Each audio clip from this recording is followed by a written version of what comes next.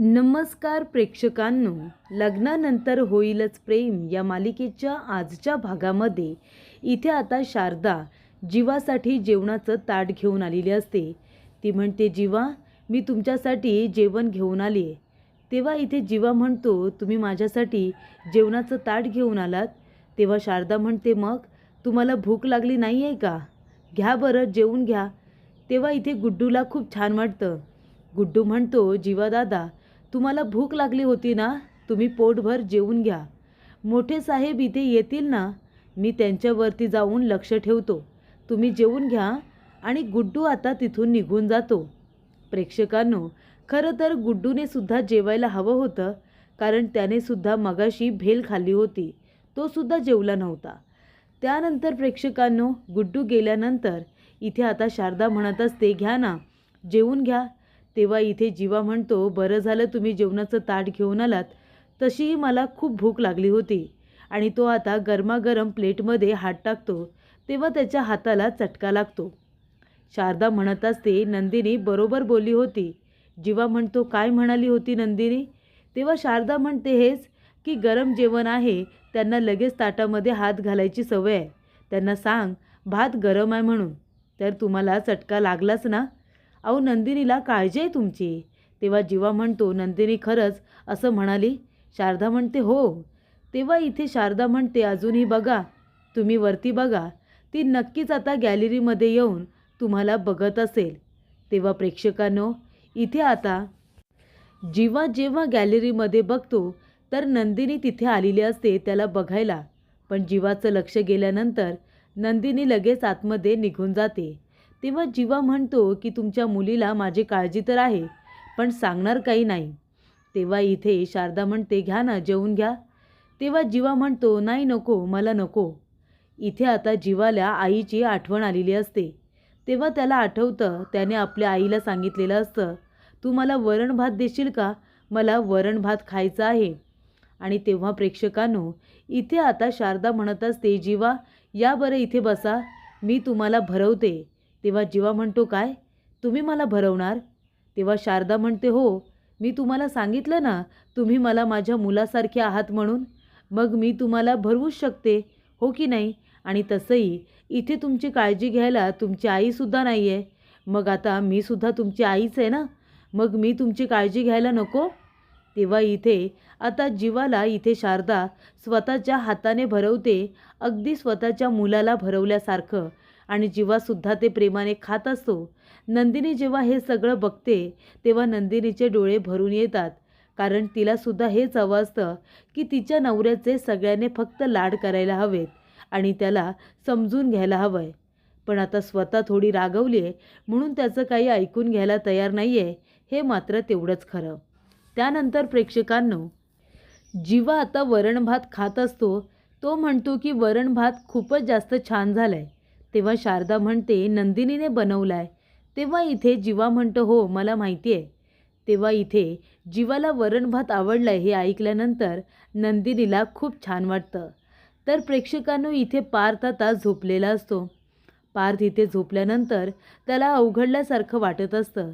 तेव्हा तो इथे उशी उचलतो आणि बरोबर ज्या ठिकाणी काव्या झोपायची त्याच ठिकाणी त्याने उशी आता थ्रो केलेली असते. तेव्हा काव्या दारामध्ये उभी असते आणि ती पार्थला म्हणते, अरे वा, अगदी परफेक्ट तुम्ही इथे थ्रो केलेली आहे उशी. तेव्हा इथे पार्थ लगेचच उठून बघतो तर काय, त्या ठिकाणी काव्या आलेली असते. आणि जेव्हा इथे पार्थचं लक्ष जातं तर ज्या ठिकाणी काव्या डोकं करून झोपत असते बरोबर तिथेच पार्थने ती उशी फेकलेली असते. आणि तेव्हा इथे पार्थला काव्याच्या येण्याचा भास होतो आणि तो इकडे तिकडे काव्याला बघायला लागतो. त्यानंतर काव्याने सुद्धा इथे आता टेडी बोक्याला बरोबर पारच्या जागीच झोपवलेलं असतं. जी जागा पारची असते त्या जागेवरती पार्थला झोपवलेलं असतं. त्याचा चष्मा बाजूला काढून ठेवलेला असतो आणि अंगावरती छान असं पांघरून टाकलेलं असतं. त्यानंतर प्रेक्षकांनो, काव्या म्हणत असते, ए बोक्या, आता आपण दोघे जण एकत्रच राहणार आहोत नेहमी, कळलं तुला? गुड नाईट, असं ती आता त्याला म्हणालेली असते. तेव्हा इथे पार्थला सुद्धा तेव्हा झोप येते जेव्हा काव्याची उशी तिच्या जागेवरती जाते. तेव्हा इथे काव्याचा फोटो हवेने आता उडून आलेला असतो आणि बरोबर त्या उशीवरती पडलेला असतो. त्याचबरोबर प्रेक्षकांनो, इथे आता पार्थ रिमोट घेतो आणि इथे एसीचं टेम्परेचर थोडं कमी करतो, कारण इथे काव्याला थोडं थंड वातावरण हवं असतं, म्हणून ती आठवण आता पार्थला झालेली असते. त्यानंतर प्रेक्षकांनो, काव्या इथे एसीचा रिमोट बघते आणि म्हणते, सॉरी सॉरी सॉरी, 1 मिनिट हा. आणि त्यानंतर ती एसीचं आता टेम्परेचर वाढवते, कारण पार्थला थंडी लागत असते म्हणून. काव्या म्हणते, बघा बोक्या, आता मी एसीचं टेम्परेचर वाढवलं आहे, आता तुला थंडी लागणार नाही आणि छान झोप येईल. तेव्हा प्रेक्षकांनो, नंदिनीचा जीव कासावीस झालेला असतो. तिला काही झोप येत नसते, कारण जीवा बाहेर असतो ना थंडीमध्ये, गाडीत त्याला झोप कशी येणार. तेव्हा इथे लांब लचक असलेला हा जीवा, त्याला आता त्या रिक्षामध्ये काही कम्फर्टेबल झोपता येत नसतं. तो आता नंदिनीसाठी प्रयत्न करत असतो. तेव्हा इथे झोपत असताना तो नंदिनीला म्हणतो, नंदिनी, आता मी झोपतोय बरं, good night, I love you, असं म्हणून तो आता झोपण्याचा प्रयत्न करत असतो. तेव्हा त्याचे लांब सडक पाय रिक्षातून सुद्धा बाहेर पडलेले असतात. तेव्हा नंदिनी म्हणते, अरे देवा, जीवा किती अवघडल्यासारखे झोपलेत, त्या रिक्षामधून सुद्धा बाहेर पाय पडलेत त्यांचे. तेव्हा इथे नंदिनी म्हणते, स्वतःला इतका त्रास होतोय, पण स्वतःचा आरमोठेपणा काही सोडणार नाही, घरी काही जाणार नाही. त्यांना झोपतासुद्धा येत नाही आहे, किती अवघडल्यासारखे झोपलेत ते. पण मी जर काही बोलायला गेले किंवा त्यांची काळजी घेतली तर आणखीनच नाटके करतील, लाडाला येतील. जाऊ दे ना, मी कशाला त्यांची इतकी काळजी करते, असं म्हणून नंदिनी आता आपल्या जागेवरती जाऊन बसते. तेव्हा तिला वाटतं, जीवा माझ्यासाठी इथे आलेत आणि ते तिथे त्या रिक्षामध्ये अवघडल्यासारखे झोपलेत आणि मी माझ्या बेडवरती इथे कम्फर्टेबल झोपायचं. तेव्हा नंदिनी आता सोफ्यावरती अवघडल्यासारखी बसलेली असते. त्या ठिकाणी इथे शारदा येऊन बघते तर काय, नंदिनी आता अवघडल्यासारखी झोपलेली असते. शारदा म्हणत असते, नंदिनी, तू पण ना, अगं तुझ्या मनामध्ये जीवाबद्दल इतकं प्रेम आहे, ते तू आता पुन्हा पुन्हा दाखवून देतेस. जीवा तिकडे रिक्षामध्ये का अवघडल्यासारखे झोपलेत, म्हणून तू सुद्धा स्वतःच्या रूममध्ये सोफ्यावरती अवघडल्यासारखी झोपलेस, हे कळत नाही का मला. स्वतःच्या नवऱ्याला झालेला त्रास तुला बघवतसुद्धा नाही आहे, यालाच तर इथे बायकोचं प्रेम म्हणतात, असं शारदा म्हणत असते.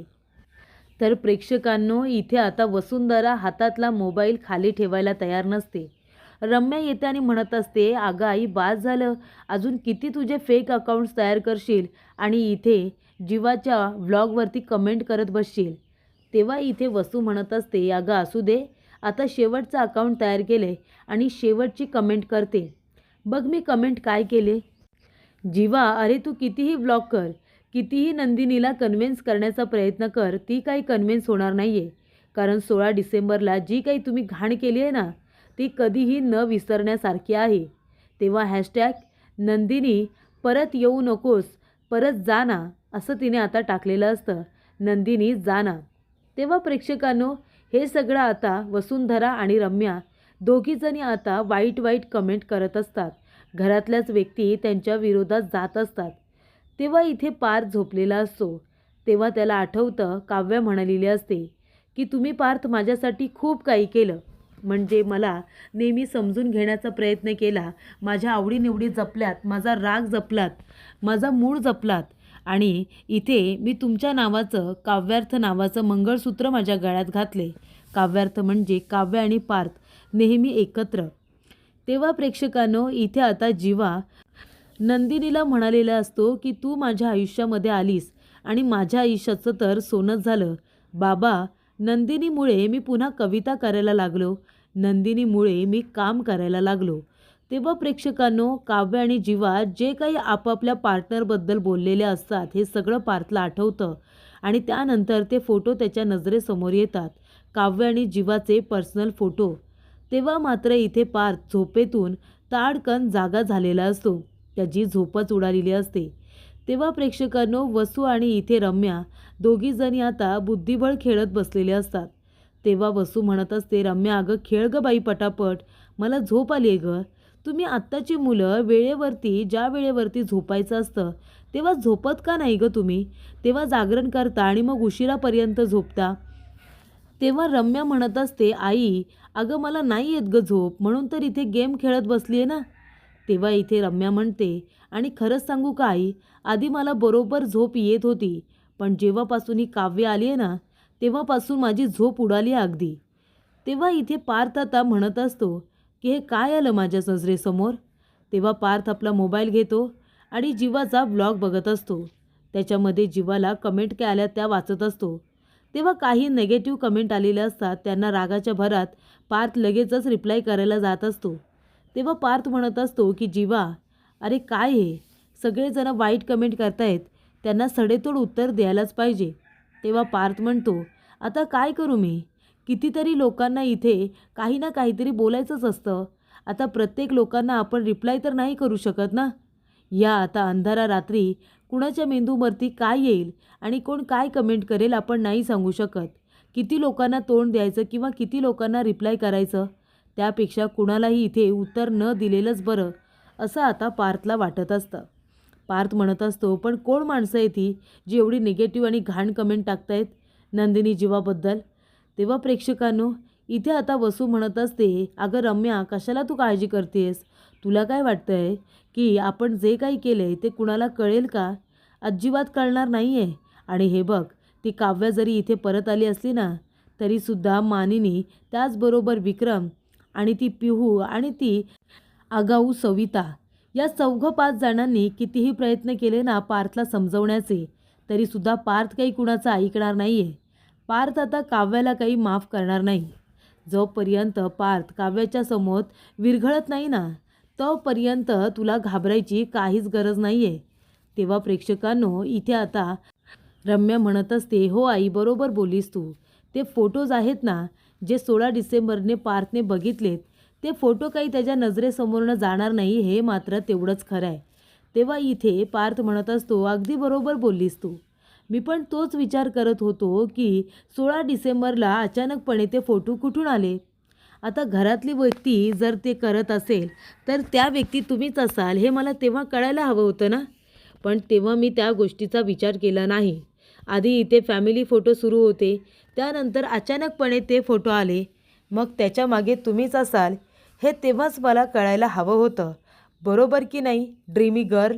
तेव्हा वसू म्हणत असते, ए पार्थ, हे तू काय बोलतोयस, आम्ही काहीही केलेलं नाही आहे, कळलं ना तुला. तेव्हा इथे आमच्याकडे काय बरं असं कारण आहे, जर आम्ही हे सगळं केलं असेल तर आमच्याकडे असं काय कारण आहे तुम्हाला त्रास देण्याचा, आणि तुझ्याकडे काय पुरावा आहे आमच्यावरती आरोप करतोयस तर. तेव्हा पार्थ म्हणत असतो, पुराव्यांबद्दल तर तू आत्या काही बोलूच नको, आणि कारणांचं म्हणशील तर कारणं तुमच्याकडे खूप आहेत. तुम्ही दोघीजणी नंदिनी आणि काव्या या घरामध्ये आल्यापासून त्यांच्याबरोबर कशा वागताय हे आम्हाला कळत नाही आहे असं वाटते का तुला. आणि तुम्ही दोघींनी जे काही केले आहेत ना, ते मी कधीही विसरणार नाही आहे, बरोबर ना ड्रीमी गर्ल. काय केले तुम्ही हे तुझ्या तरी लक्षात असेल ना. वयेच्या मानाने आत्याच्या लक्षात नसेल, पण माझ्या लक्षात आहे तुम्ही काय काय केलं आहे ते. आणि आत्या, नंदिनीबरोबर तू जे काही वागलेस ना, ते कधीही माफ न करण्यासारखंच आहे, हे लक्षात ठेव. तेव्हा प्रेक्षकांनो, इथे आता वसू म्हणत असते, बाबा आम्ही काही केलेलं नाही आहे. तेव्हा इथे आता पार्थ म्हणत असतो की जेव्हा मी एकदा रम्याचा लॅपटॉप घेतला होता, तेव्हा त्याच्यावरती तीच सिलेमन कॉफीचं प्रोफाईल आणि तेच नाव ड्रीमी गर्ल, त्या नावावरूनच तू इथे ह्या घाणघाण कमेंट केली आहेस ना. काय गरज होती तुला हे सगळं करायची, सांग बरं. रम्या आहे का लक्षात. तेव्हा इथे रम्याने आता ती सिलेमन कॉफी पार्थला आवडते म्हणून प्रोफाईल पिक्चर ठेवलेला असतो आणि त्याला नाव दिलेलं असतं ड्रीमी गर्ल, आणि तेच तिने अकाउंटसुद्धा खोलून त्याच्यावरून आता जीवासाठी आणि नंदिनीसाठी, इथे काव्यासाठी घाणेरड्या कमेंट्स केलेल्या असतात. तेव्हा प्रेक्षकांनो, पार्थ म्हणत असतो, हे सगळं तुम्ही का करताय. तेव्हा इथे आता वसू म्हणत असते, हो केलं, आम्ही हे सगळं केलं, पण हे सगळं तुझ्यासाठीच तर केलं ना रे पार्थ, आम्हाला तुझी काळजी आहे म्हणून. तेव्हा पार्थ म्हणतो, तुम्हाला माझी काळजी असती तर तुम्ही अशा कधीच वागला नसतात. का केलं तुम्ही असं, आपल्या जीवाच्या ब्लॉगवरती इतक्या घाणेरड्या कमेंट कशासाठी. तेव्हा रम्या म्हणते, अरे पार्थ, तो जीवा चुकीचा वागलाय, तो गुन्हेगार आहे तुझा. तेव्हा पार्थ म्हणतो, हे बघ रम्या, कोण कुणाचा गुन्हेगार आहे ना ते तुलासुद्धा बरोबर माहिती आहे, आणि तू का मध्ये मध्ये बोलतेस. ह्या आमच्या पर्सनल गोष्टी आहेत, आमचा पर्सनल मॅटर आहे. तुम्हाला दोघींना मध्ये पडायची काही गरज नाही आहे. जे काही असेल ना ते आमचं आम्ही बघून घेऊ, पण तुम्हाला हे सगळं करायची गरज नाही. ते फोटोसुद्धा तुम्हीच लावले असतील ना पेनड्राईव्हमध्ये? सांगा ना, ते फोटोसुद्धा तुम्हीच आणलेत ना? कारण का घरामध्ये आनंद साजरा करायचा असेल, सगळेजण खुश असतील, आनंदी असतील, तर त्याच्यामध्ये मिठाचा खडा टाकायची सवय ही तुमचीच आहे. तेव्हा मी म्हणतोय, हे सगळं तुम्हीच केलं आहे ना? मला खात्री आहे की हे सगळं तुम्हीच केलं आहे. या गोष्टीच्या मुळाशी तर मी जाणारच आहे. पण मला तुम्हाला एक संधी द्यायची आहे खरं बोलण्यासाठी. आणि तुम्हाला जर खरं बोलायचं नसेल तर काही हरकत नाही. पण एक गोष्ट लक्षात ठेवा, मी इथे सत्य शोधण्याचा प्रयत्न करणार म्हणजे करणार. ते फोटो अचानकपणे पेनड्राईव्हमध्ये कुणी अटॅच केले आणि कुणामुळे ते लागलेच सगळ्यांसमोर हे मी शोधून काढणारच. आणि तेव्हा तुम्ही गुन्हेगार आहात हे माझ्या समोर आलं ना, तर त्यावेळेला मी काय करेन ना, ते आता मी बोलून दाखवत नाही आहे. तर तेव्हा मी ते करूनच दाखवेन. कळलं तुम्हाला? तुम्ही इथे माझ्या भावाच्या इथे ब्लॉगवरती घाणेरडा कमेंट करताय. आमच्यामध्ये जे काही असेल ते असेल, पण तो माझा भाव आहे. त्याची बदनामी केलेली, त्याची इज्जत घालवलेली मला चालणार नाही. कळलं तुम्हाला दोघींना? काय प्रॉब्लेम काय तुमचा? या घरामध्ये नंदिनी आणि काव्या यांना एक दिवससुद्धा सुखाने जगू दिलं नाहीत आणि त्या आता इथे नाही आहेत, तरीसुद्धा त्यांना त्रास देण्याचा एक चान्स सोडत नाही तुम्ही. तर इथे प्रेक्षकांनो, काव्य आता पुढील भागामध्ये छान तयार होत असते. ती म्हणत असते, पार देशमुख माझ्या बोक्या, आता बघ मी कशी तयार होते ते. विकेटच पडली पाहिजे पार देशमुखची. पार देशमुख आता काव्या देशमुख कशी तयार होऊन येते ती बघाच तुमच्यासमोर. तर इथे नंदिनी म्हणत असते की पार्थ, तुम्ही तुमच्या पुढच्या आयुष्याचा विचार नक्की करा. तेव्हा पार्थ म्हणतो, नाही, आता मला कसलाही विचार करायचा नाही आहे, याच्यावरती आपली एक मतं कधीच होणार नाही.